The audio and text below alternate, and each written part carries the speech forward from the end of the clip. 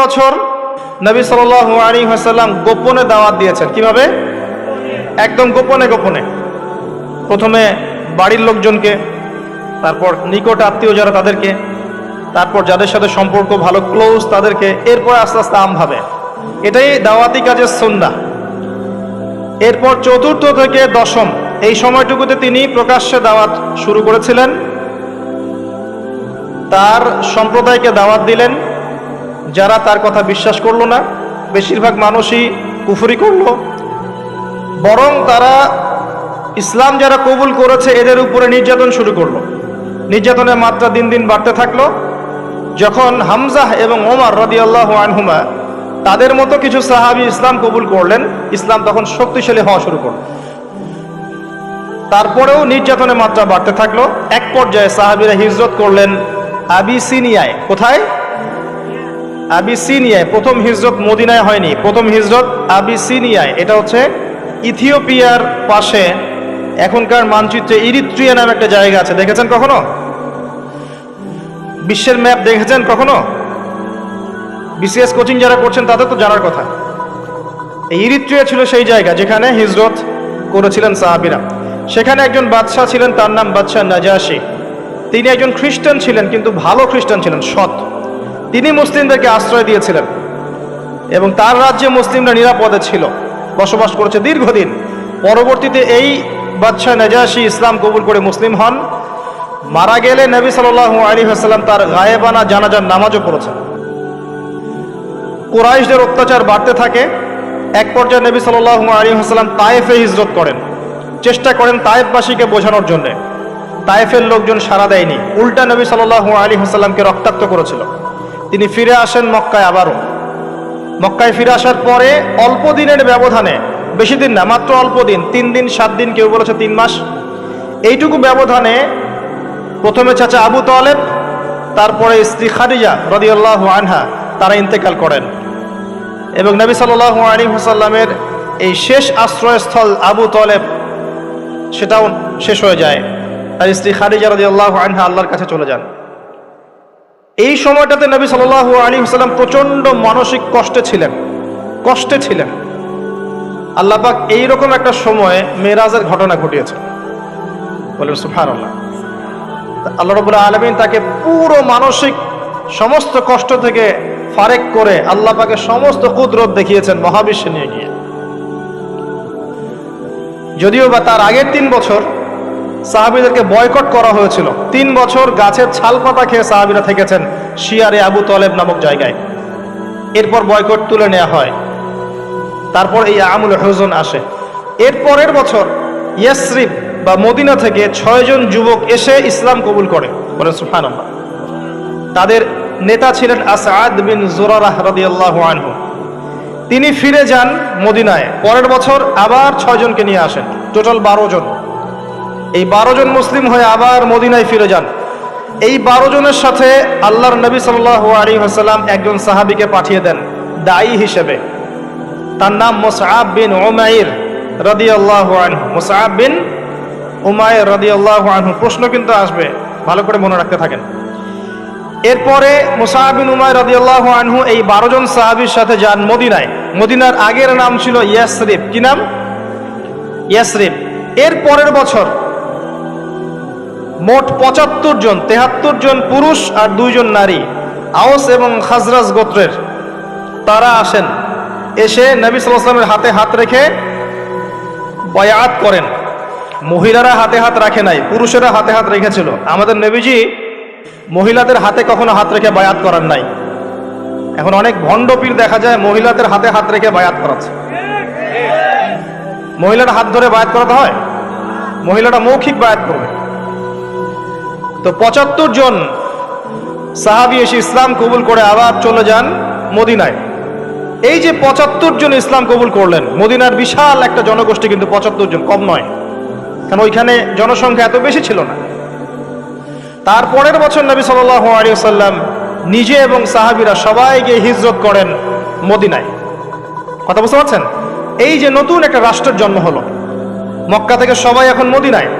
মক্কায় ঘরবাড়ি ছেড়ে দিয়ে নিঃস্ব হাতে, খালি হাতে, আল্লাহর উপর তাওয়াক্কুল করে। ওখানে আনসারী সাহাবীরা তাদেরকে বরণ করে নিলেন।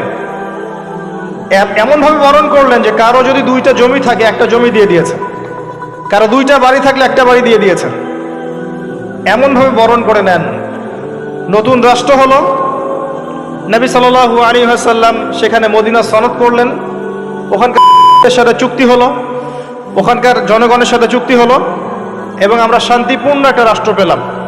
এরপর নবী সাল্লাল্লাহু আলাইহি ওয়াসাল্লাম সেখানে অর্থনীতি সমৃদ্ধ করতে লাগলেন, সামরিক বাহিনী সমৃদ্ধ করতে লাগলেন, অস্ত্রশস্ত্র সবকিছু হতে লাগলো, একটা রাষ্ট্রের যা যা প্রয়োজন সবকিছু সেখানে হতে লাগলো। এক পর্যায়ে আবু সুফিয়ানের বাণিজ্যিক কাফেলাকে আক্রমণকে কেন্দ্র করে বদরের যুদ্ধ হয়ে গেল। আর এই বদরের যুদ্ধে আমরা অল্প সংখ্যক সৈন্য নিয়ে বড় বাহিনীর বিরুদ্ধে জয়লাভ করলাম। ইসলামের ইতিহাসে প্রথম সশস্ত্র যুদ্ধ। কথা বুঝতে পারছেন? এর পরের বছর হলো উহুদ, যে যুদ্ধে আমরা প্রায় জিতে গিয়েছিলাম। আমাদের একটা ভুলের কারণে সাময়িক বিপর্যয়ের সম্মুখীন হলাম। আমরা উহুদের সাময়িক বিপর্যয়ের সম্মুখীন হলাম, 70 জন সাহাবী শহীদ হয়ে গেল। আমাদের নবীজি স্বয়ং নিজেও সেই যুদ্ধে মার খেয়েছেন একটা ভুলের কারণে। সেখান থেকে নামবে না, সাহাবীরা কয়েকজন নেমে এসেছিলেন। ব্যাস, পড়ে দেখবেন, সব বলে দেব না। এর পরের বছর খন্দকের যুদ্ধে 3-4 মাস অবরোধ করে রাখা হয় মদিনাকে। শেষমেশ তারা কিছুই লাভ করতে পারলো না, ফিরে চলে গেল। এরপর থেকে মুসলিমরা আক্রমণাত্মক যুদ্ধ শুরু করলো। একে একে বিভিন্ন গাজওয়া এবং সারিয়া হতে লাগলো, মুসলিমরা সমৃদ্ধ হতে লাগলো, সম্পদ বাড়তে লাগলো, জনবল বাড়তে লাগলো, অর্থনীতি সমৃদ্ধ হতে লাগলো, অস্ত্রশস্ত্র বাড়তে লাগলো। সব ডিপার্টমেন্ট থেকে আমরা রাইজ করতে লাগলাম। শুধু তাই না, পররাষ্ট্র নীতিও ইমপ্লিমেন্ট করা হলো, বিভিন্ন রাষ্ট্রপ্রধানদের কাছে চিঠি পাঠানো হচ্ছে। এর মধ্যে একবার নবী সাল্লাল্লাহু আলাইহি ওয়াসাল্লাম স্বপ্নে দেখলেন তিনি মক্কা তাওয়াফ করছেন, কাবা তাওয়াফ করছেন। সাহাবীরা বুঝে নিলেন যে আমরা মক্কায় যাচ্ছি। তারা মক্কায় যাওয়া শুরু করলেন। 1400 সাহাবী। হুদাইবিয়া নামক জায়গায় আটকে দেয়া হলো, যাওয়া যাবে না, এই বছর ফেরত যেতে হবে, পরের বছর আসতে হবে। তোমাদের কেউ আমাদের দলে আসলে ফেরত দিব না, আমাদের কেউ তোমাদের দলে গেলে ফেরত দিতে হবে। আগামী 10 বছর আমরা কেউ কারোর সাথে যুদ্ধ করব না। আগামী বছর তোমরা করতে আসবে মাত্র 3 দিনের জন্য, কোনো অস্ত্র সাথে আনা যাবে না। সবগুলোতে নবীজি বললেন ঠিক আছে, ডিল, কোনো সমস্যা নেই। তারা ফেরত চলে গেলেন। ওই বছর ওমরা করা হলো না। নবীজি ফেরত গিয়েই খায়বার আক্রমণ করলেন। খায়বার ছিল, কে পরাজিত করা হলো, খায়বার মুসলিমদের দখলে চলে আসলো। এর আগে আরো 2 কওমকে সেখান থেকে মদিনা থেকে বহিষ্কার করা হয়, একটা বনু নাজির, একটা হচ্ছে বনু কাইনুকা। আর খন্দকের যুদ্ধে বহিষ্কার করা হয় বনু কুরাইজাকে। এরা সবাই খায়বার আশ্রয় নিয়েছিল। খায়বারকে আক্রমণ করে এদেরকে আরব উপদ্বীপ থেকে বের করে দেওয়া হয়। তার পরের বছর হচ্ছে মক্কা বিজয়। নবী সাল্লাল্লাহু আলাইহি ওয়াসাল্লাম মক্কা বিজয় করলেন, মক্কার সমস্ত মূর্তিগুলো ভেঙে ফেললেন। বেলাল রাদিয়াল্লাহু আনহু কাবা ঘরের উপর উঠে আজান দিলেন। নবীজি সবাইকে মাফ করে দিলেন। দলে দলে মানুষ ইসলাম কবুল করলো। সূরা নাসর নাজিল হলো, ইজা জাআ নাসরুল্লাহি ওয়াল ফাত। সূরা মাইদা 3 নম্বর আয়াত নাজিল হলো। এরপর নবীজি মদিনায় ফিরে গেলেন। তার মাঝে হুনাইনের যুদ্ধ হয়েছে, এর আগে একটা মোতার যুদ্ধ হয়েছে, তারপর একটা তাবুক যুদ্ধ হয়েছে। ব্যাস, এরপরে মদিনায় ফিরে গিয়ে মাত্র 81 বা 83 দিন নবীজি বেঁচেছিলেন। এরপরে তার শেষ রোগ শুরু হলো এবং মারা যাওয়ার কয়েকদিন আগে তিনি বলে গেলেন, আমার কবরকে উপাসনার জায়গা বানাবে না, আমার কবরকে উপাসনার জায়গা বানাবে না। আরব উপদ্বীপ থেকে বহিষ্কার করবে, রাষ্ট্রদূতরা আসলে সম্মান করবে, দাস দাসীর প্রতি খেয়াল রাখবে, নামাজের হেফাজত করবে। আর অনেক নসিহত তিনি করে গেলেন। তিনি বলে গেলেন তার আগে বিদায় হজের ভাষণে, তোমরা সবাই ভাই ভাই, সাদার উপর কালো, কালোর উপর সাদা, ধনীর উপর গরিব, গরিবের উপর ধনী, আরবের উপর অনরব, অনরবের উপর আরব, কোনো ভেদাভেদ নাই। তোমরা সবাই আদম সন্তান, আদম মাটির সন্তান। নবীজি বললেন সাল্লাল্লাহু আলাইহি ওয়াসাল্লাম, সাহাবীরা, আমি কি তোমাদের কাছে আমার অর্পিত দায়িত্ব পালন করেছি, পৌঁছে দিয়েছি? সাহাবায়ে কেরাম বললেন, হ্যাঁ, আমরা সাক্ষ্য দিয়েছি আপনি পৌঁছে দিয়েছেন। নবীজি বললেন, আল্লাহুম্মা ফাশহাদ, আল্লাহ আপনি সাক্ষ্য থাকেন আমি আমার দায়িত্ব পৌঁছে দিয়েছি। এভাবে তার জীবনটা শেষ হয়ে যায়। এই হলো সংক্ষিপ্ত সিরাত, ডিটেইলস পড়বেন। এর মধ্যে একটা ঘটনা, যখন কষ্টের মধ্যে ছিলেন নবী সাল্লাল্লাহু আলাইহি ওয়াসাল্লাম, তখন কিসের ঘটনা ঘটেছে? মেরাজ। এবং নবী সাল্লাল্লাহু আলাইহি ওয়াসাল্লামকে আল্লাহ পাক সশরীরে মেরাজ করিয়েছেন, ঘুমের মধ্যে নয়, সশরীরে। এই জায়গা থেকে আলোচনার বাকি অংশটা খুব ভালো করে বোঝার চেষ্টা করেন। নবী সাল্লাল্লাহু আলাইহি ওয়াসাল্লাম এশার সালাতের পরে শুয়ে আছেন, কথা বন্ধ করেন, এশার সালাতের পরে শুয়ে আছেন, তন্দ্রাভাব। কোথায় শুয়ে আছেন? কাবা ঘরের হাতিমে। কাবা ঘরের হাতিমে একজন ফেরেশতা আসলেন, তার নাম জিবরাইল আলাইহিস সালাম। নবীজিকে শুইয়ে দিলেন। নবীজিকে শুইয়ে দিয়ে এই যে বুক, গলার নিচ থেকে এই নাভি পর্যন্ত চিরে ফেললেন।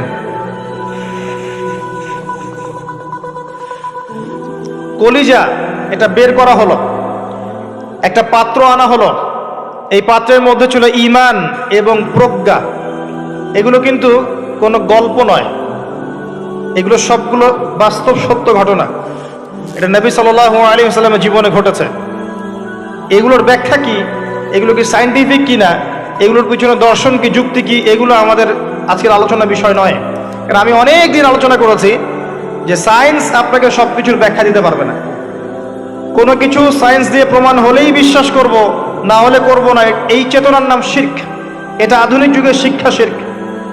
এটা আধুনিক যুগের শিক্ষা ক্ষেত্রে শিরক, যে সায়েন্স কিছু প্রমাণ করলে বিশ্বাস করব, না করলে করব না। এটাতে আমি বিশ্বাস করি না, আমাদের বিশ্বাস করা উচিত নয়। সায়েন্সকে জিজ্ঞাসা করবেন রূহ কাকে বলে, please give us the definition of রূহ।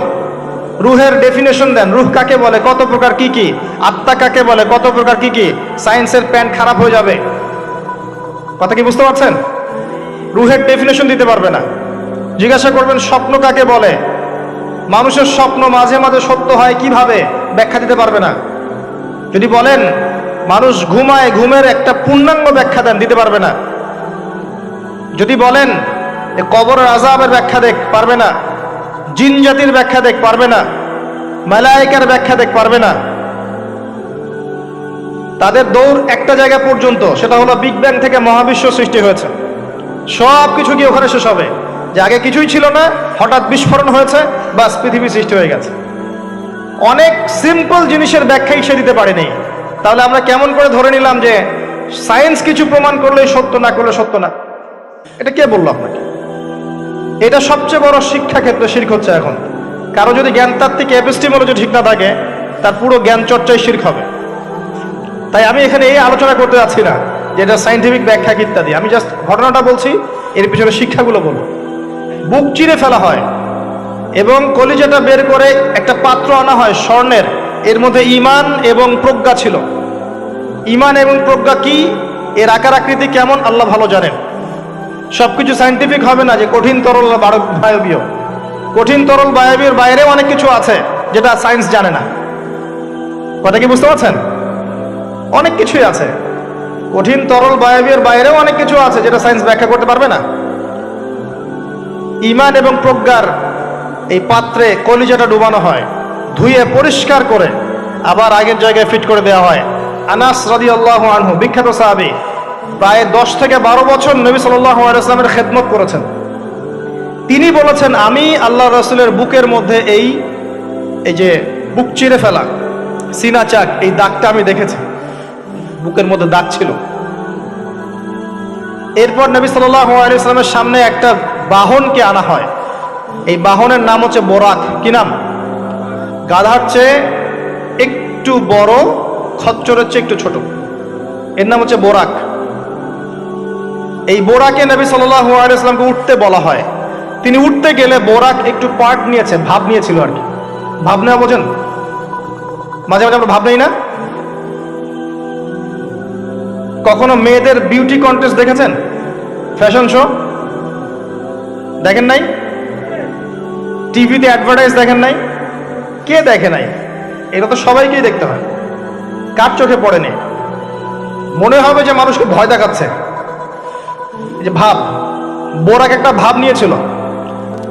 তো জিবরাইল আলাইহিস সালাম বোরাককে বলছেন যে শুনো, তোমার পিঠে মুহাম্মদ সাল্লাল্লাহু আলাইহি ওয়াসাল্লামের চেয়ে উত্তম কোনো মানুষ এখনো বসে নাই। আর মুহাম্মদ সাল্লাল্লাহু আলাইহি ওয়াসাল্লামের চেয়ে প্রিয় এবং সম্মানিত মহান কোনো ব্যক্তি আল্লাহর কাছে নাই। অতএব তুমি এত পাট নিও না। তখন বোরাক ঘামতে শুরু করে। আমি যে কথাগুলো বলছি এগুলো সহিহ বুখারীর মধ্যে আছে, সহিহ মুসলিমের মধ্যেও আছে এবং অন্যান্য সিরাতের গ্রন্থগুলোর মধ্যে আছে। আমি এক জায়গায় করে কথাটা বলার চেষ্টা করছি। এরপর বোরাক ছুটতে শুরু করে। নবীজি বলছেন বোরাকের ছোটার গতিটা এমন ছিল যে আমরা আমাদের দৃষ্টি যতদূর পর্যন্ত যায় সে তার একটা পা অতদূর পর্যন্ত ফেলছে। এখনকার রকেটগুলোর গতি দেখেছেন? এই মহাবিশ্ব যত অভিযান, আমাদের ধারণা যে এই মেরাজের ঘটনাকে কেন্দ্র করেই হয়েছে। এই থিওরিগুলো ওরা পেত না। মহাবিশ্বের এই আকাশ ভেদ করে যাওয়া যায়, এই যে কনসেপ্টটা, এই কনসেপ্টটা কিন্তু নবী সাল্লাল্লাহু আলাইহি ওয়াসাল্লাম মেরাজের আগে কখনো হয়নি। একমাত্র ঘটনা পৃথিবীতে যে পৃথিবীর কোনো মানুষ 7 আকাশের উপরে গিয়েছেন, আল্লাহর সাথে কথা বলে এসেছেন। সুবহানাল্লাহ। এমনকি কোনো নবীর ক্ষেত্রেও এটা হয়নি, কোনো নবীর ক্ষেত্রেও নয়। সেখানে গিয়ে দেখলেন মসজিদের মধ্যে একজন ব্যক্তি সালাত আদায় করছেন। গড়ন, দেহের গড়নটা একটু লম্বা এবং চুলগুলো কোকড়ানো, কানের লতি পর্যন্ত, রুগ্ন একটু। তাকে বলা হচ্ছে ইনি হচ্ছেন মুসা আলাইহিস সালাম, সালাত পড়ছেন। এখন কিভাবে সালাত পড়ছেন, জীবিত না মৃত নাকি বারজাখে, আমরা ব্যাখ্যা করতে পারবো না। যা তিনি দেখেছেন তাই বলেছেন, আমরা বিশ্বাস করেছি। সামি'না ওয়া আতা'না, যেমনটা আবু বকর সিদ্দিককে বলা হয়েছে রাদিয়াল্লাহু আনহু, আপনি কি মেরাজের ঘটনা বিশ্বাস করেন? আপনি কি মেরাজের ঘটনা বিশ্বাস করেন? আল্লাহ রাসূল সাল্লাল্লাহু আলাইহি ওয়াসাল্লাম এক রাতের মধ্যে বাইতুল মাকদিস গিয়েছেন, সেখান থেকে আরশে আজিম, আবার ফিরে এসেছেন, ওযুর পানি গড়িয়ে পড়ছে।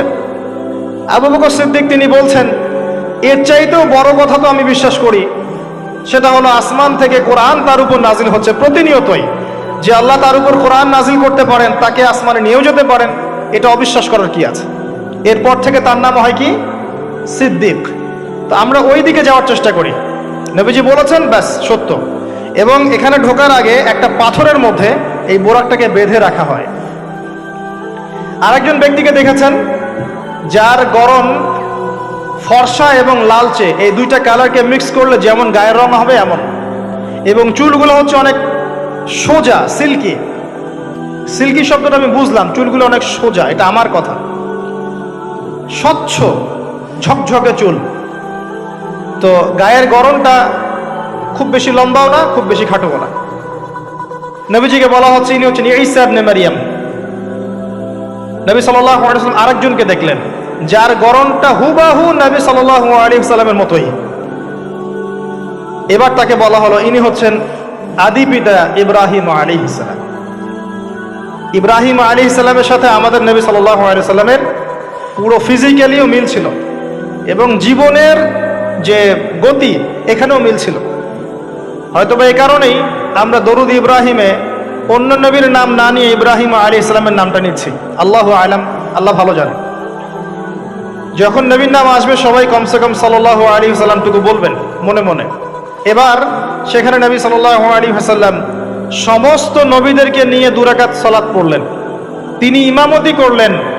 নবীদের ইমাম হচ্ছেন আমাদের নবী মুহাম্মদুর রাসূলুল্লাহ সাল্লাল্লাহু আলাইহি ওয়াসাল্লাম।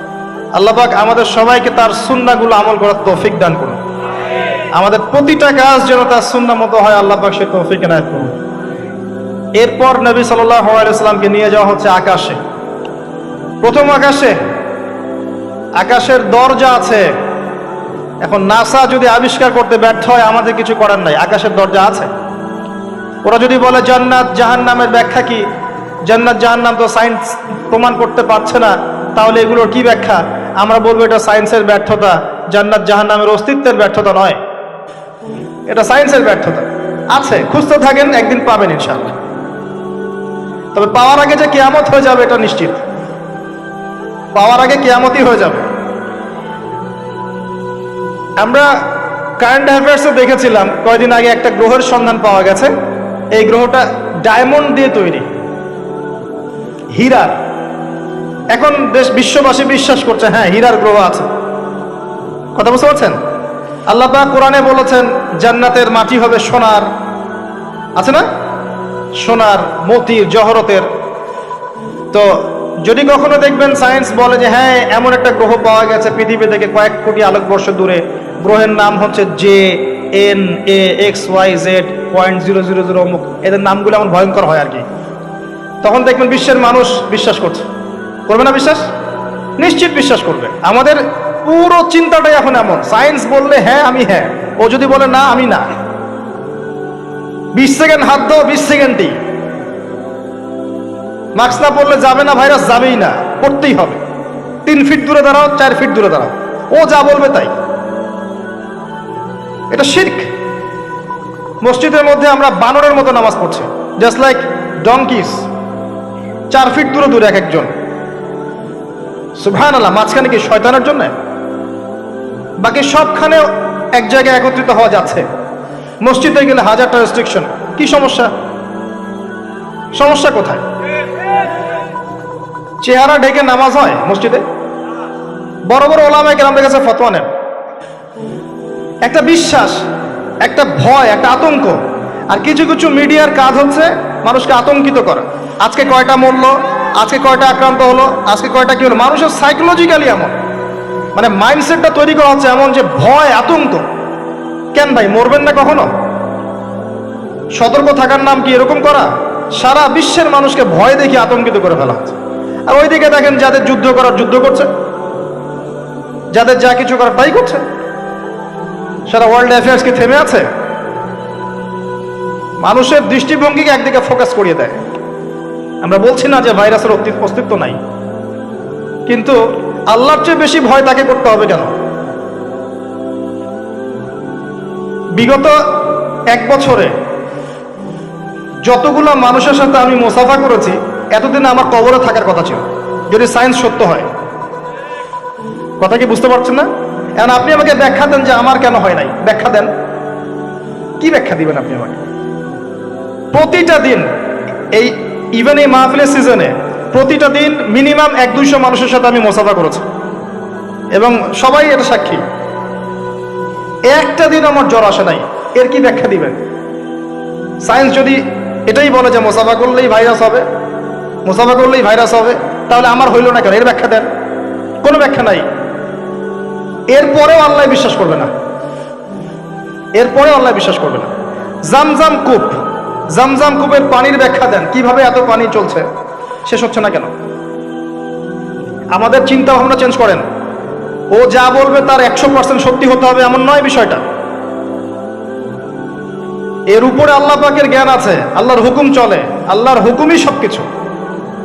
এর বাইরে মানুষ প্রোটেকশন নিবে, সুস্থ থাকবে, সে তার মেডিকেল রুটিনগুলো ঠিকঠাক মতো চলবে, ঠিক আছে, কিন্তু এত বেশি কেন মাথায় নিতে হবে যে আল্লাহকেই মানুষ ভুলে যাচ্ছে? সব কিছুর ঊর্ধ্বে মনে হয় যে বস্তুবাদিতা আল্লাহ অনেক পরের। আল্লাহ ব্যাপারটা কেন এমন কেন হলো? আমরা দিন দিন আমাদের সাইকোলজি এমন জায়গায় নিয়ে যাচ্ছি যে চিন্তা ক্ষেত্রে আমরা বুদ্ধিবৃত্তিকভাবে শিফট করছি। আল্লাহ পাক বোঝার তৌফিক দান করুন। আমি আসেন, কোন জায়গায় ছিলাম? প্রথম আকাশ, আকাশের দরজা আছে, নক করা হচ্ছে।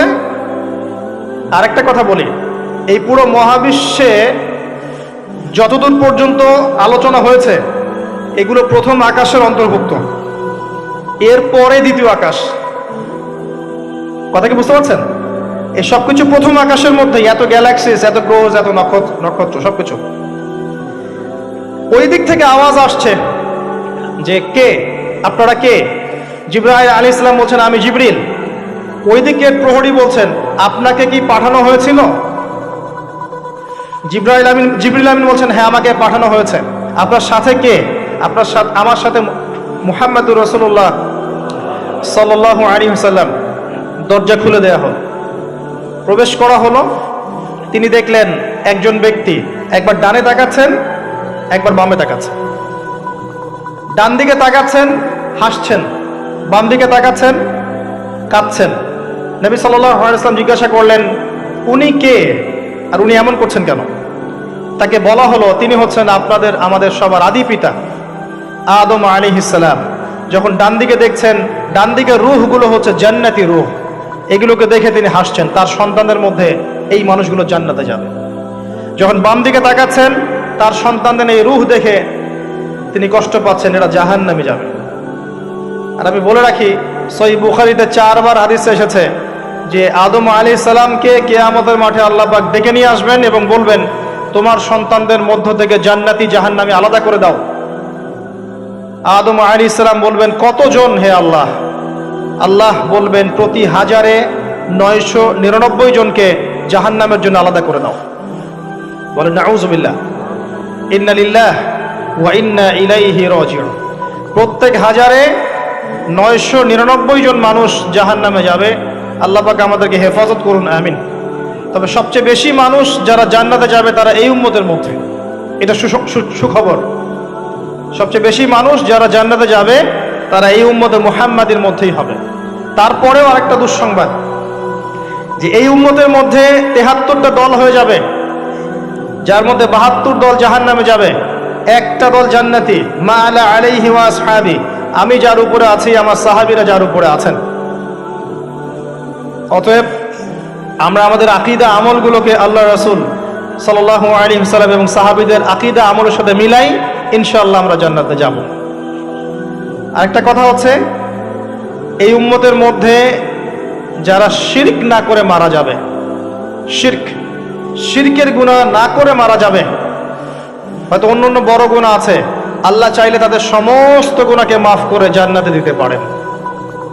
সাবধান থাকবেন শিরক থেকে। আল্লাহ পাক সবাইকে শিরক থেকে মুক্ত রাখুন, আমিন। আদম আলাইহিস সালামকে দেখে তিনি সালাম দিলেন, তিনি সালামের প্রতি উত্তর দিলেন, মারহাবা জানালেন এবং এগিয়ে চললেন। দ্বিতীয় আসমানে নবী সাল্লাল্লাহু আলাইহি ওয়াসাল্লাম সাক্ষাৎ হচ্ছে দুজন নবীর সাথে। একজন ঈসা ইবনে মারিয়াম, নাম শুনেছেন? তিনি সেই নবী যিনি কে হত্যা করবেন এবং এই পৃথিবীতে তিনি আবারও ফিরে আসবেন ইনশাআল্লাহ। ন্যাটো ওকে ঠেকাতে পারবে না, জিউসরা তাকে ঠেকাতে পারবে না, ইসলামের অন্যান্য যে বিরোধী শক্তি তারা তাকে ঠেকাতে পারবে না। তিনি পৃথিবীতে আসবেন, সিরিয়ার দামেস্কের সাদা মিনারের উপরে তিনি অবতরণ করবেন দুইজন ফেরেশতার কাঁধে ভর দিয়ে। যখন তার চুল দিয়ে টপ টপ করে পানি পড়তে থাকবে এবং এই ঘামগুলো বা পানিগুলো দেখতে মুক্তার মতো মনে হবে। হাদিস এভাবে স্পষ্ট এসেছে, হাদিস এভাবে স্পষ্ট এসেছে, টাটকা। যে কোনো আলেমকে জিজ্ঞাসা করেন, আপনাকে বলে দিবেন ইনশাআল্লাহ। তার সাথে আরেকজন নবীকে দেখলেন, নবী সাল্লাল্লাহু আলাইহি ওয়াসাল্লাম, তার নাম ইয়াহইয়া আলাইহিস সালাম, ঈসা ইবনে মারিয়ামের খালাতো ভাই, বা দুজনের মাঝখানে একটা সম্পর্ক আছে, আমি এই মুহূর্তে ভুলে গেছি, এরকমই কিছু একটা হবে। ইয়াহইয়া আলাইহিস সালাম সেই নবী যার নাম আল্লাহ পাক নিজে রেখেছেন, সুবহানাল্লাহ। তিনি সাইয়্যিদ ছিলেন, নেতা ছিলেন, নবী ছিলেন। একইভাবে সালাম বিনিময় হলো, নবীজি এগিয়ে চললেন সাল্লাল্লাহু আলাইহি ওয়াসাল্লাম। তৃতীয় আকাশে তিনি দেখলেন আরেকজন নবী, তাকে বলা হলো তিনি হচ্ছেন ইউসুফ আলাইহিস সালাম, যাকে পুরো পৃথিবীর অর্ধেক সৌন্দর্য দেওয়া হয়েছে। আর আপনারা জানেন সূরা ইউসুফ একটা সূরাই আছে, আর এই সূরা ইউসুফ জুলাইখার প্রেম কাহিনী নয়, বরং এই সূরা হচ্ছে ইউসুফ আলাইহিস সালামের সাথে তার পিতা ইয়াকুব আলাইহিস সালামের প্রেম কাহিনী। ভালো করে পড়ে দেখবেন। কিভাবে বললাম? ছেলের শোকে কাতর হয়ে বাবা কাঁদতে কাঁদতে অন্ধ হয়ে গেছেন। আপনার গার্লফ্রেন্ড কি আপনার জন্য অন্ধ হয়েছে? যখন ইউসুফ আলাইহিস সালাম একটা রুমাল পাঠালেন, মনে আছে, তার বাবার চোখে দেওয়ার জন্য, দূর থেকে, যোজন যোজন দূর থেকে তার পিতা বলছেন, আমি ইউসুফের গন্ধ পাচ্ছি। বাবার ছেলের এমন প্রেম কাহিনী আপনি কোথাও পাবেন না। এটা সূরা ইউসুফ, পড়ে দেখেন। আর ইউসুফ আলাইহিস সালামের যে চরিত্র ছিল, তার চেহারার চেয়ে চরিত্র আরো বেশি সুন্দর ছিল। তাকে জেনার অফার করা হচ্ছে, তিনি বলছেন আল্লাহকে আমি ভয় করি। আর যুবকদেরকে আমরা বলতে চাই যে যদি আপনি জেনা থেকে দূরে থাকতে পারেন, যদি শুধু জেনা থেকে দূরে থাকতে পারেন, আল্লাহ পাক আপনার যে কোনো দোয়া কবুল করবে ইনশাআল্লাহ। নিশ্চিত মৌতের হাত থেকে আল্লাহ আপনাকে বাঁচাতে পারেন যদি আপনি জেনা ছাড়তে পারেন। জেনা মানে শুধু ফিজিক্যাল রিলেশন নয়, জেনা মানে রাতের বেলা জেগে কথা বলাও, অনলাইনে চ্যাটিং করাও, আপনার বান্ধবীর সাথে কফি খাওয়াও, সবকিছুই জেনার অন্তর্ভুক্ত। এগুলো ছাড়তে পারলে আল্লাহ পাক আপনার দোয়া কবুল করবেন। ওইভাবে যে 3 জন ব্যক্তি গুহায় আটকা পড়েছিল, মনে আছে? গুহার মুখের মধ্যে একটা পাথর এসে গেল, সবাই বলছে আজকে আর বাঁচার বুদ্ধি নাই, নিজের আমল দিয়ে আল্লাহর কাছে বাঁচতে চাও, তার মধ্যে একজন বলছে আল্লাহ আমার চাচাতো বোন ছিল, তাকে পেতে চাইতাম, সে রাজি হয়ে গিয়েছিল 100 স্বর্ণ মুদ্রার বিনিময় করতে তার রানের মাঝখানে। সে ওই সময় বলেছে তুমি আল্লাহকে ভয় করো, আমি মুদ্রাও দিয়ে দিয়েছি, ওখান থেকে আমি জেনা না করে চলে আসছি। আল্লাহ এই কাজ যদি তোমার পছন্দ হয়ে থাকে, আজকে এই মৃত্যুর হাত থেকে আমাকে বাঁচাও। ওই পাথর সরে গেল। এটা দলিল দিলাম, জেনা ছাড়তে পারলে আপনার দোয়া, যে কোনো দোয়া আল্লাহ কবুল করবে ইনশাআল্লাহ।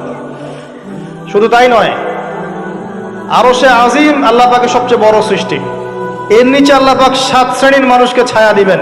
তার মধ্যে এক শ্রেণী হচ্ছে সেই যুবক যাকে কোনো সুন্দরী নারী আহ্বান করেছে খারাপ কাজ করার জন্য, উচ্চ বংশের, সে বলেছে আমি আল্লাহকে ভয় করি। পারবেন ইউসুফের মতো হতে? আল্লাহ পাক তৌফিক ইনায়াত করুন, আমিন। আপনি জেনা থেকে দূরে থাকেন, আল্লাহ পাক আপনার ঘরে খাদিজা রাদিয়াল্লাহু আনহার মতো মেয়ে দিবে ইনশাআল্লাহ। আপনি 10টা ঘাটের পানি খেয়ে আসবেন, দেখবেন এমন বউ আল্লাহ কপালে জুটাইছে, সে মাশাআল্লাহ 20 ঘাটের পানি খাওয়া। হ্যাঁ, কিফাউন কিরাম, আল্লাহ পাক একদম দুনিয়াতে ইকুয়ালি ডিল করেন। আল্লাহ পাক আপনাদের প্রত্যেকের পারিবারিক জীবনটা সুখী করুন, দোয়া করি আমিন। ইউসুফ আলাইহিস সালাম তারপরে এগিয়ে চললেন, প্রত্যেক আকাশেই মারহাবা মুসাফা হচ্ছে এবং সালাম হচ্ছে। চতুর্থ আকাশে নবী সাল্লাল্লাহু আলাইহি ওয়াসাল্লাম দেখছেন ইদ্রিস আলাইহিস সালাম। ইদ্রিস আলাইহিস সালামের কথা সূরা মারিয়ামের মধ্যেও আছে, পড়ে দেখবেন। সালাম বিনিময় হলো, নবীজি এগিয়ে চললেন। পঞ্চম আকাশে তিনি দেখছেন হারুন আলাইহিস সালাম। কার ভাই? মুসা আলাইহিস সালামের ভাই। তিনি কিন্তু মুসা আলাইহিস সালামের সাথে ফেরাউনের সামনে গিয়ে দাওয়াত দিয়েছেন, মনে আছে? আরেকটা কথা বলি, কোরআনে দাড়ির দলিল আছে? দাড়ি বলবে নাই। কোরআনে কোথায় দাড়ির দলিল আছে বলেন তো দেখি, কে বলতে পারবেন? কঠিন প্রশ্ন, 500 টাকা পুরস্কার দেবো আমার পক্ষ থেকে, জান। যদিও 500 কোনো টাকাই না, টাকার মান দিন দিন কমছে। কোন সূরায় দাড়ির কথা আছে কে বলতে পারবেন?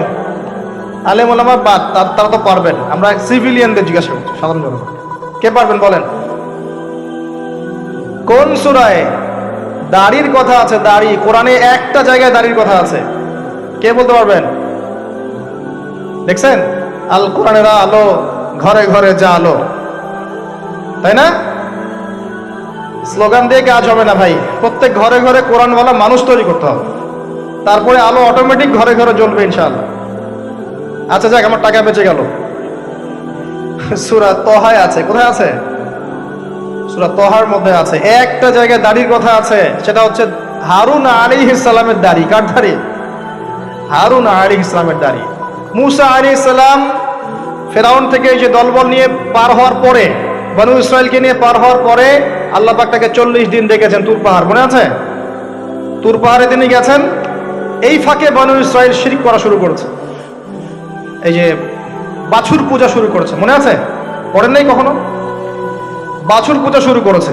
মুসা আলাইহিস সালাম তাওরাত নিয়ে আসছেন, এসে দেখছেন যে কওমের এই অবস্থা, তিনি রাগে তাওরাত ছুঁড়ে মারলেন। তিনি প্রচন্ড ব্যক্তিত্ব সম্পন্ন মানুষ ছিলেন, গায়রতওয়ালা, রাগে তাওরাত ছুঁড়ে মারলেন এবং এসে এই যে হারুন আলাইহিস সালাম যাকে রেখে গিয়েছিলেন যে কওমকে দেখাশোনা করবে, তার দাড়ি চিপে ধরলেন। তুমি থাকতে এরা এই অবস্থায় গেল কিভাবে? এক হাতে দাড়ি, এক হাতে চুল, চেপে ধর, তুমি থাকতে এই অবস্থা হলো কিভাবে? সূরা তহা পড়ে দেখেন। তখন হারুন আলাইহিস সালাম বলছেন যে হে আমার ভাই, আমার দাড়ি আর চুল ধরো না, এই একটা জায়গায় আছে। তার মানে দাড়ি পাওয়া যাচ্ছে কোরআনে। কিছু মানুষ তো এখন বলে কোরআন মানি হাদিস মানি না, তাই না? ওই অজুহাত দিয়ে এখন দাড়ি রাখে না, বলে কোরআনে তো দাড়ির কথা নাই, রাখবো কেন? সুবহানাল্লাহ। আপনারাও কি এটা বিশ্বাস করেন যে আমরা শুধু কোরআন মানবো, হাদিস মানবো না? স্পষ্ট কুফরি, স্পষ্ট কুফরি। কোরআন এবং হাদিস একসাথে মিলেই শরিয়া। শুধু কোরআন মানি হাদিস মানি না এটা বলতে গিয়ে সে বোঝাচ্ছে সে আসলে কোরআনও মানে না। কোরআনে আল্লাহ বলেছেন ওয়ামা আতাকুমুর রাসূল ফাখুযুহ, রাসূল যা দিয়েছেন নিয়ে নাও, ওয়ামা নাহাকুম আনহু ফানতাহু, যা থেকে নিষেধ করেছেন দূরে থাকো। তাহলে সুন্নাহ না মানলে আপনি কিভাবে কোরআন মানবেন? কথা কি বুঝতে পারছেন? আসেন, হারুন আলাইহিস সালাম সালাম বিনিময় হলো, চললেন, তারপরে ষষ্ঠ আসমানে গিয়ে দেখলেন মূসা আলাইহিস সালাম, সেই যে ব্যক্তি। সালাম বিনিময় হলো, চলে যাচ্ছেন, আর মূসা আলাইহিস সালাম কাঁদছেন, কান্না করছেন। জিজ্ঞাসা করা হলো, কেন কান্না করছেন? তিনি বললেন, আমার পরে একজন যুবক নবী হবে যার উম্মত আমার চেয়ে বেশি জান্নাতে যাবে, এটা চিন্তা করে আমি কান্না করছি। তিনি হচ্ছেন মুহাম্মদুর রাসূলুল্লাহ সাল্লাল্লাহু আলাইহি ওয়াসাল্লাম। তারপরে গিয়ে চললেন সপ্তম আসমান। সেখানে সপ্তম আসমান মানে 7 নম্বর মহাবিশ্ব, সেখানে গিয়ে দেখলেন যে বাইতুল মামুর নামে একটা জায়গা আছে, ঠিক কাবা ঘরের একদম এক্স্যাক্টলি উপরে, একদম সোজা উপরে বাইতুল মামুর নামে একটা জায়গা আছে। এটা হচ্ছে ফেরেশতাদের ইবাদতের জায়গা, তারা সেখানে তাওয়াফ করেন। প্রতিদিন 70,000 ফেরেশতা, প্রতি মুহূর্তে 70,000 ফেরেশতা এখানে তাওয়াফ করে। এবং যার একবার তাওয়াফের সুযোগ হয়েছে সে আর কখনো সুযোগ পাবে না, শেষ। আল্লাহ পাকের ফেরেশতাদের সংখ্যা চিন্তা করেন তাহলে। সেখানকার দেয়ালে হেলান দিয়ে আছেন ইব্রাহিম আলাইহিস সালাম, তার চেহারা একদম মুহাম্মদ সাল্লাল্লাহু আলাইহি ওয়াসাল্লামের মতো। এবং অনেক ছোট ছোট বাচ্চা তার সামনে খেলা করছে। ওই যে বাচ্চা কোরবানির কথা মনে আছে, যেসব মুমিন মুসলিমদের ছোট ছোট বাচ্চা কাচ্চারা নাবালক অবস্থায় মারা যায় না, তাদের আত্মাগুলো সেখানে চলে যায়, তারা সেখানে খেলা করতে থাকে। যারা পিতা পায়নি, যখন পিতার কথা মনে হয় খেলতে খেলতে, তখন তারা ইব্রাহিম আলাইহিস সালামের কাছে দৌড় দেয়। মায়ের কথা মনে হলে তার স্ত্রীর কাছে দৌড় দেয়। আমাদের যাদের সন্তান 2-1 মারা গেছে, এটা আমাদের পরকালে অ্যাসেট, পরকালের সম্পত্তি। কিয়ামতের মাঠে ওই ছেলে ওই মেয়ে আপনার হাত ধরবে, আঙ্গুল ধরে ফেলবে, ফেলে বলবে, আল্লাহ আমার বাবাকে মাফ করে দাও, না হলে আমি জান্নাতে যাব না। তাই বেশি বেশি বাচ্চা কাচ্চা নিতে হয় সামর্থ্য অনুযায়ী, আর সামর্থ্য আল্লাহ দিবেন। যখন আপনি 4-5টা এরকম করে বাচ্চা কাচ্চা নিবেন, 2-1টা বাচ্চা মারা যেতে পারে, এগুলো আপনার পরকালের সম্পত্তি। এখন তো আমাদের জেনারেশনকে রেস্ট্রিক্টেড করার জন্য 2টো সন্তানের বেশি নয়, 1টি হলে ভালো হয়। সুবহানাল্লাহ। মুসলিমদেরকে চতুর্দিক থেকে চাপে ফেলা, চতুর্দিক থেকে গলা চিপে ধরা। জনশক্তিতে রূপান্তরিত হলে কোনো সমস্যা আছে? চাইনিজদের জনসংখ্যা কত? চায়নার জনসংখ্যা কত? ম্যাক্সিমাম জনগণকে তারা জনশক্তিতে রূপান্তরিত করেছে। এই আপনার পশ্চিমারায় ন্যাটো ম্যাটো যত কিছু আছে, চায়নার এগেইনস্টে কথা বলুক দেখি কত বড় সাহস। সারা বিশ্বকে নিয়ন্ত্রণ করে ফেলছে ওরা এখন। কই, তারা তো আর তারা যখন দেখেছে যে আমাদের আর প্রয়োজন নাই, তখন তারা একটা লস দিয়েছে ওদের কান্ট্রিতে। এটা মুসলিমদের জন্য প্রযোজ্য নয়। যাই হোক, সন্তান সন্ততি ওখানে গিয়ে মারা গেলে আপনার অ্যাসেট। এরপরে আসেন যারা ইচ্ছা করে সন্তান হত্যা করছে। গর্ভের সন্তান যখন জানছে যে এটা মেয়ে, তখন তাকে ফেলে দিচ্ছে। আবার অবৈধ সন্তান যারা অ্যাবর্শন করে নষ্ট করছে, এই যে হত্যাগুলো, এই প্রাণগুলোকে আল্লাহ পাক কিয়ামতের মাঠে জীবন্ত করবেন এবং তাদেরকে দেখিয়ে ওই ব্যক্তিদেরকে চার্জ করা হবে যে কি অপরাধে তাকে হত্যা করা হয়েছে। সতর্ক হয়ে যান। আল্লাহ পাক এটাও বলেছেন, দারিদ্র্যের ভয়ে সন্তানকে হত্যা করো না, রিজিক আল্লাহ দিবেন ইনশাআল্লাহ। এই সমুদ্রের কোটি কোটি মাছকে আল্লাহ পাক খাওয়াতে পারলে আপনাকে আমাকেও খাওয়াতে পারবে ইনশাআল্লাহ, যদি না আমরা আমাদের রিজিকটা সংকুচিত করে ফেলি।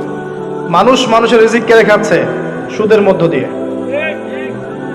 মানুষের রিজিক কেড়ে খাচ্ছে সুদের মধ্য দিয়ে, অন্য কোনো বিষয় নাই, সুদ, রিবা। আসেন, সপ্তম আসমানে এই অবস্থা। এরপরে নবী সাল্লাল্লাহু আলাইহি ওয়াসাল্লামকে আরো সামনে নিয়ে যাওয়া হলো। এই জায়গার নাম সিদরাতুল মুনতাহা। কি নাম? সর্বশেষ জায়গা, যেখানে জিবরাইল আলাইহিস সালামও এর উপরে আর যেতে পারেন না।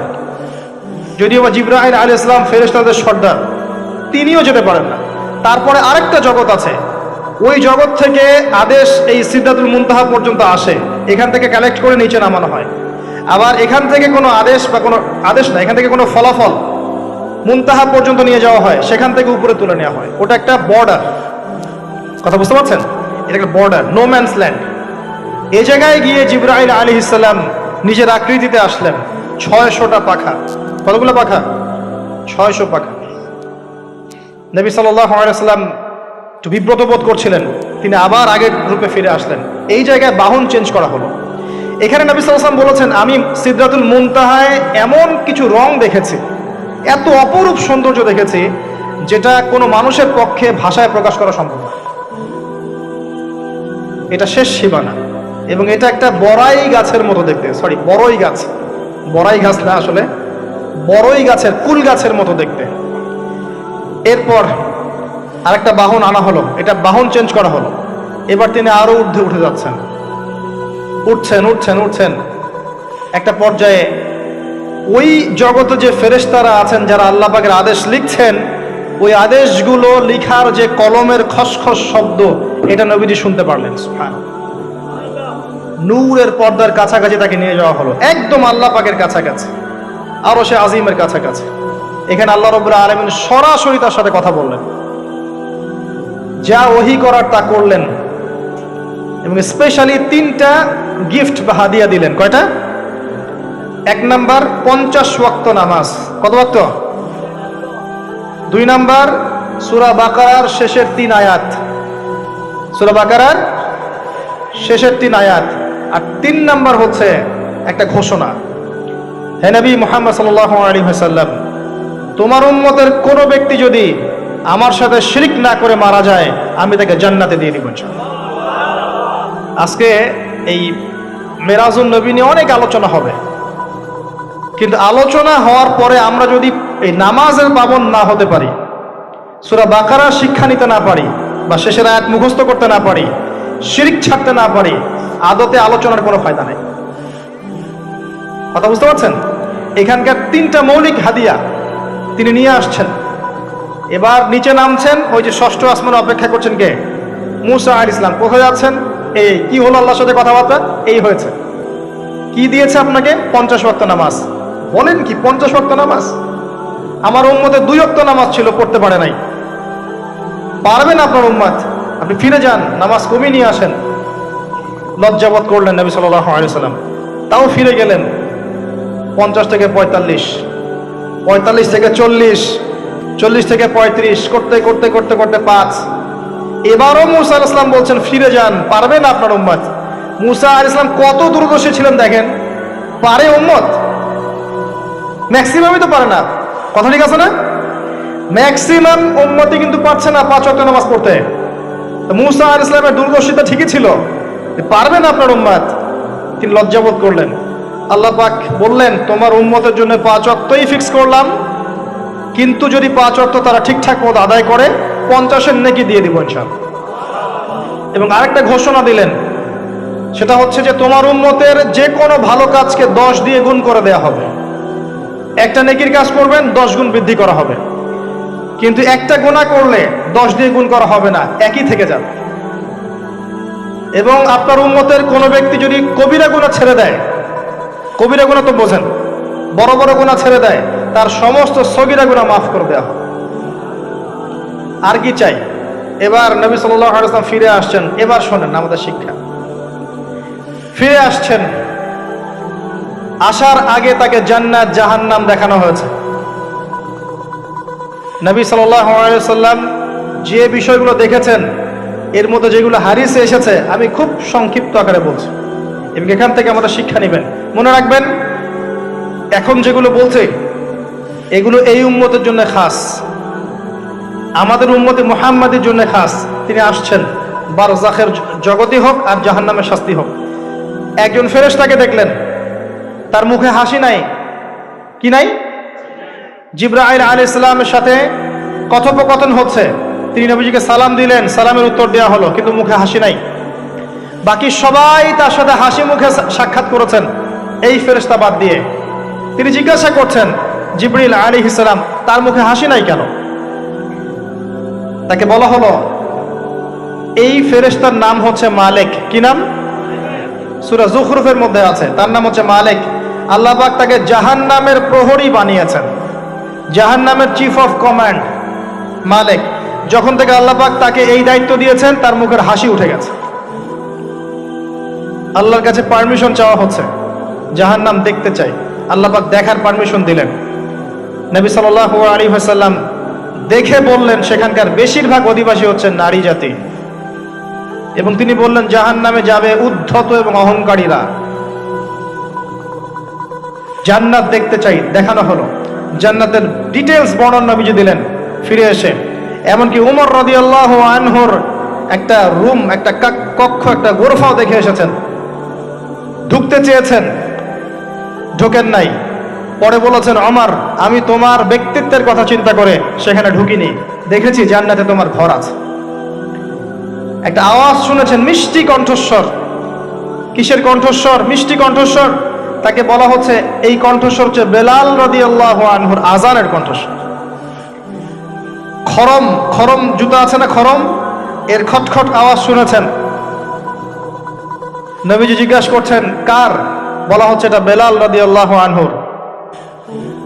বেলাল রাদিয়াল্লাহু আনহুকে বলা হলো আপনি কি এমন আমল করেন, হে বেলাল তুমি কি এমন আমল করো যার কারণে এই মর্তবা হচ্ছে?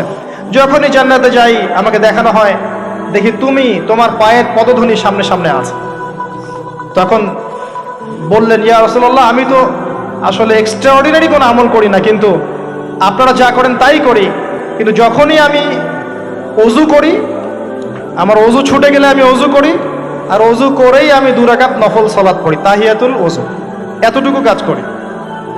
নবীজি বলেন এটাই সেই কাজ যার কারণে তোমাকে জান্নাতের এই মর্তবা দেওয়া হয়েছে।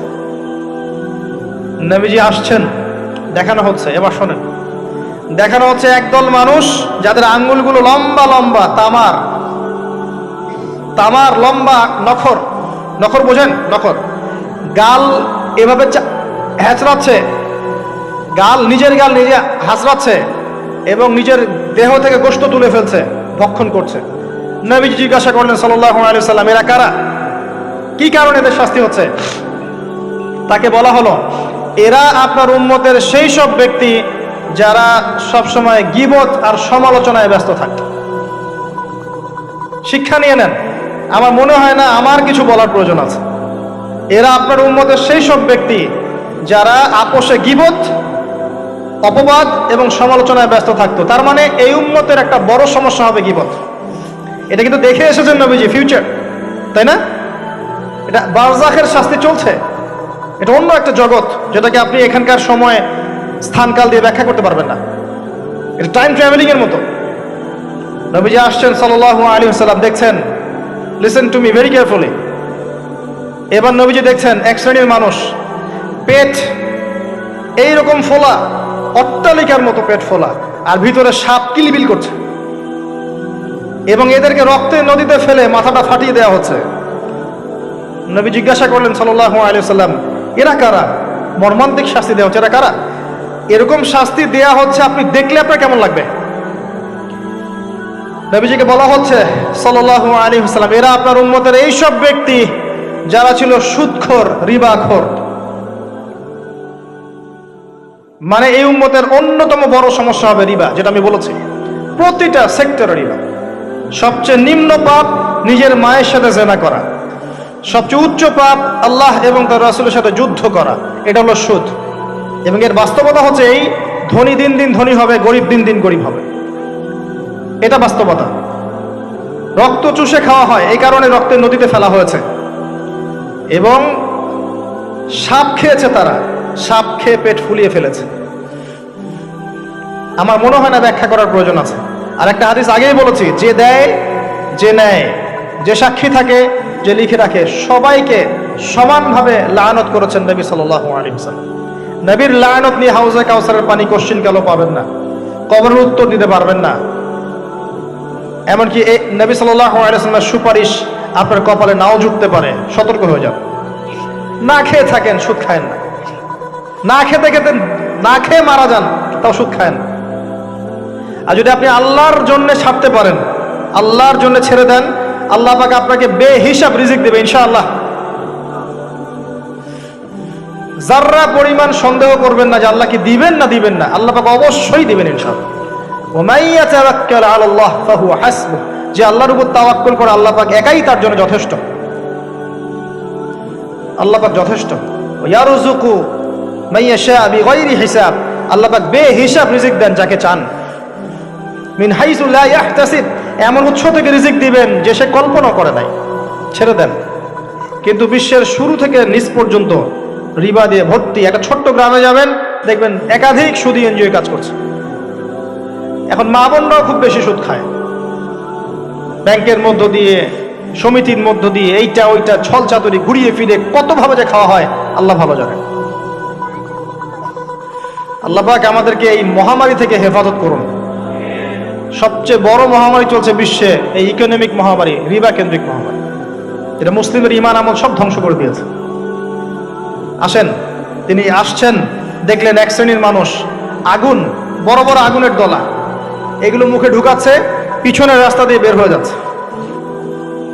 নাউযুবিল্লাহ পড়ি আমরা। জিজ্ঞেস করা হচ্ছে কারা এরা, মর্মান্তিক শাস্তি হচ্ছে।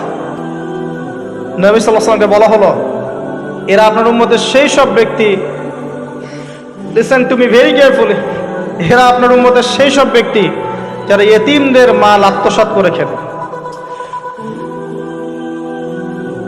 আমার ব্যাখ্যা করার কোনো প্রয়োজন নাই, আপনারা সবাই শিক্ষিত মানুষ।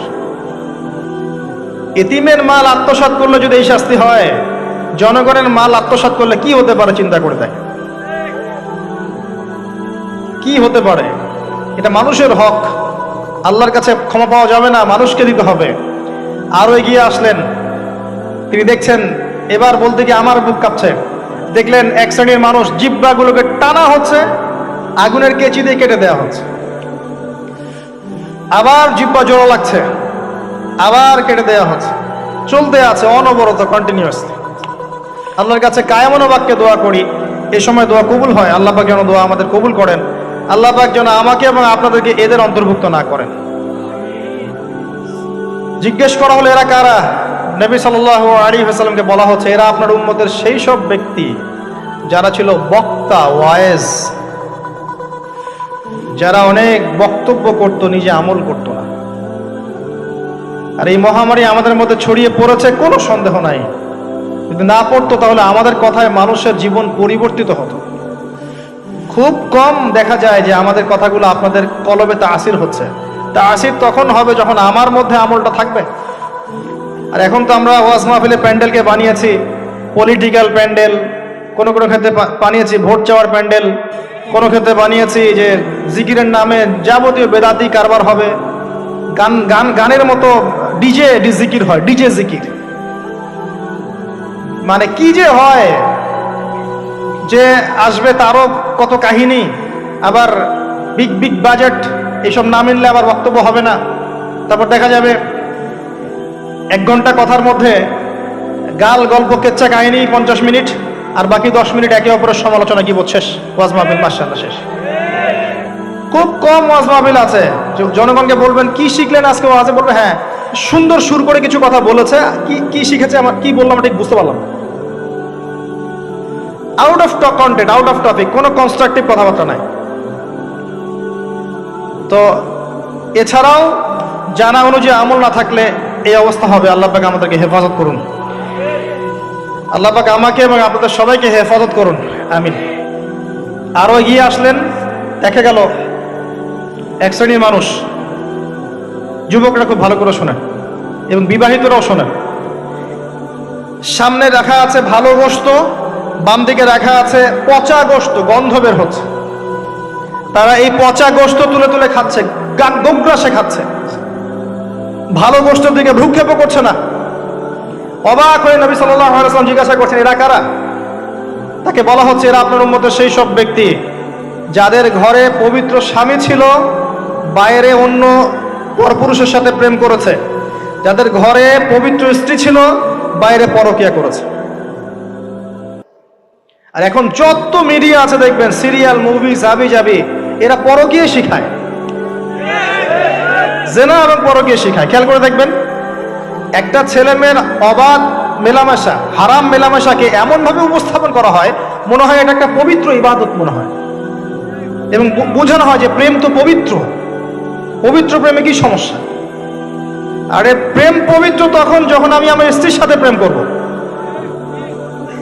আর দেখবেন যতগুলো এই যে মুভিজ, আপনার সিনেমাস, ফিল্মস, গান, নাটক, এগুলোর মূল থিম কিন্তু হারাম প্রেম।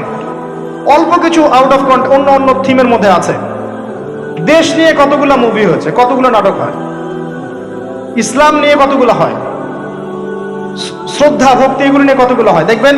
আর এই যে অন্য কান্ট্রির যে সংস্কৃতিগুলো ঢুকেছে, এইগুলোর মূল থিম দেখবেন পরকীয়া করাচ্ছে, পরকীয়া শেখায়, বেহায়াপনা শেখায়, কিভাবে শাশুড়ির সাথে ঝগড়া করতে হবে, কিভাবে বউ রেখে আরেকটা প্রেম করতে হবে, বউকে কেমন করে ব্লাফ দেওয়া যায়, এদিকে স্বামীরা ব্লাফ কেমন করে দেওয়া যায়, এগুলোই শেখায়। এবং অনেক ক্ষেত্রে দেখা যায় তাদের দেশের মানুষ এগুলোর প্রতিবাদ করছে, আর আমাদের মা বোনরা এগুলো দিব্যি দেখছে। ডেইলি রুটিন যে 3-4 ঘন্টা এগুলো দেখতেই হবে।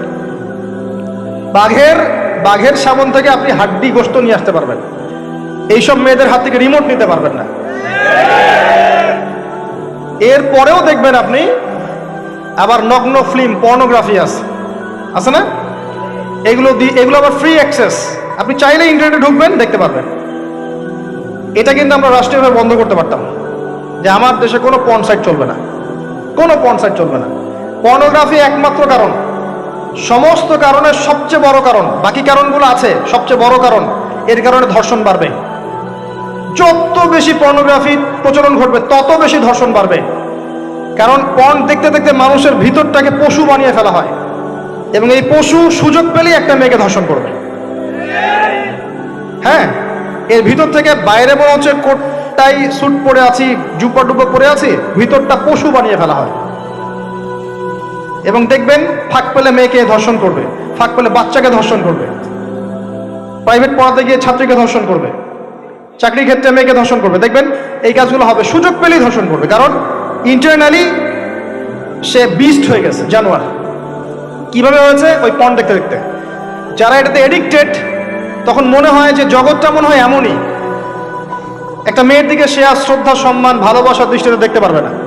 মেয়ের দিকে তাকালেই মনে হবে গোশতের টুকরা, খালি ভক্ষণ করতে হবে। হ্যাঁ, মাইন্ডসেটটা চেঞ্জ করে দিবে আপনার। মানে আমি আপনাকে বলি, পবিত্র ভালোবাসাটাকে যৌনতা দিয়ে ট্রান্সফার করা হয়েছে এই বিশ্বে। ভালোবাসা একটা ডিভাইন জিনিস, আল্লাহর পক্ষ থেকে আসে, ডিভাইন একটা জিনিস, অলৌকিক। মানে যখনই আপনি দেখবেন কাবিন হবে এবং আপনি কালিমা পড়ানো হচ্ছে, আপনি বলছেন কবুল, ইমিডিয়েটলি আপনি ফিল করবেন অপরিচিত একটা মেয়ে, আপনি যাকে দেখেন নাই, বাবা মা বিয়ে ঠিক করেছে, আল্লাহর পক্ষ থেকে ডিভাইন একটা ভালোবাসা চলে আসবে, মায়া, একটা মহব্বত, রহমত। এটা তারা ফিল করতে পারবে যারা পর্ন অ্যাডিক্টেড নয়। যারা পর্ন অ্যাডিক্টেড, দেখবেন ওই স্ত্রীকে তার ভালো লাগবে না, তার মনে হবে এর চেয়ে ওই মেয়েটা সুন্দর, তার চেয়ে ওই মেয়েটা সুন্দর, তার চেয়ে ওই মেয়েটা সুন্দর, কারণ তার মাথাটা এরকম বিক্ষিপ্ত, পাশবিক। এবং ম্যারিড লাইফেও সে দেখবেন স্ত্রীকে স্যাটিসফাই করতে পারবে না, নিজের উপর জুলুম করতে করতে নিজের সব যৌন ক্ষমতাও নষ্ট করে ফেলবে। আর একাধিক বিয়ে তো অনেক দূরের কথা, একটাই তার কাছে অনেক ভারী মনে হবে। পরে এসব ট্রিটমেন্ট করে কোনো লাভ হবে না। আল্লাহর দেওয়া সম্পদ নষ্ট করলে ট্রিটমেন্ট দিয়ে আসলে কোনো কাজ হয় না। তো আমি যেটা বলতে চাচ্ছিলাম, এই পর্নোগ্রাফি দিয়েই ধর্ষণ বাড়ছে। এটাকে বন্ধ না করতে পারলে আপনি পারবেন না। এর উপরেও আছে আবার ফাঁকফোকর, আইনের ফাঁকফোকর। ধর্ষক সবার বিচার হবে, এটা মেনে নিয়ে দুষ্কর। এখন অনেকেই বেরিয়ে যায়, অনেকেই ফাঁকফোকর পেয়ে যায়। সব মিলিয়ে এতে করে সামাজিক কাঠামো নষ্ট হচ্ছে। এর উপর ফ্রি মিক্সিং আছে, অবাধ মেলামেশা আছে, আমরা উস্কাচ্ছি এগুলোকে, কাছে আসার গল্প। আস্তে আস্তে দেখবেন কাঠামোটা আরো কলাপস করে যাবে। দিন দিন এর ফলে কি হবে আমি বলে দিই, শোনেন, আমার উপর রাগ করে না। দিন দিন কি হবে আমি এটাও বলে দিচ্ছি। যত ডে যাবে দেখবেন এর চেয়ে বেশি সমকামিতা বাড়বে। এগুলোর ফলাফল, এর খিজির আলাইহিস ইসলামের মতো চোখ দিয়ে দেখেন, এরগুলোর ফলাফল পরে আসবে এমন একটা সময় যে মেয়েদেরকে ধর্ষণ, এর সাথে সমকামিতা। কারণ মানুষ মেয়েদের উপর থেকে দেখবেন আগ্রহ কমে যাবে।